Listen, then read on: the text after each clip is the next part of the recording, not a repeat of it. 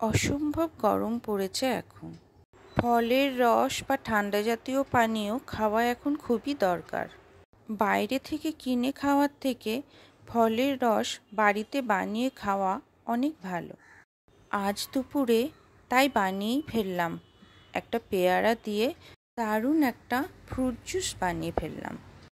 বড় মাপের একটা পেয়ারা কয়েকদিন ধরেই ফ্রিজে পড়েছিল, যেটা এত পেকে গেছিল যে বাড়ির কাউকেই কেটে দিলে সে খেত না।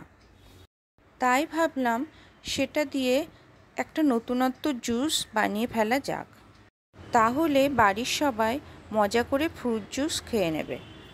যা ভাবা তাই কাজ, গোয়াভা জুস বানিয়ে ফেললাম।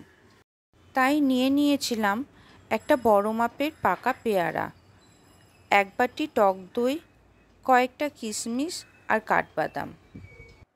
পেয়ারাটা কেটে পিস পিস করে নেব, বীজের জায়গাটা কেটে ফেলে দেব। এবার মিক্সিতে ওই পেয়ারার টুকরোগুলো নেব, টক দই দেব, স্বাদ মতো চিনি আর বিট নুন দেব। জুসের রঙটা যাতে সাদা থাকে তার জন্য চিনিই দেব, না হলে আমি চিনির জায়গায় গুড় দিতাম। এবার সব কিছু একসাথে মিক্সি করে জুসটা বানিয়ে নেব। এই বড় পেয়ারাটা দিয়ে দুটো বড় মাপের গ্লাসের 2 গ্লাস জুস তৈরি হয়ে যাবে। এখানে গুড় দিলাম না, চিনিই দিলাম। তার কারণ হলো গুড় দিলে একটু লালচে কালার চলে আসবে। আমি পুরোটা সাদাই জুসটা বানাবো, যেটা দেখতেও সুন্দর হবে আর খেতেও ভালো হবে। দুটো গ্লাসে বরফের কিউব দিয়ে জুসটা ঢেলে দেব।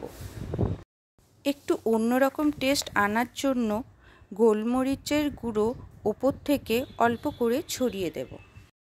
এবার ওই কাঠবাদাম কুচি আর কিশমিশ ছড়িয়ে দিয়ে পরিবেশন করব। এই গরমে ফ্রুট জুস, নুন চিনির জল বা ওআরএস বারে বারে খাওয়া খুব দরকার।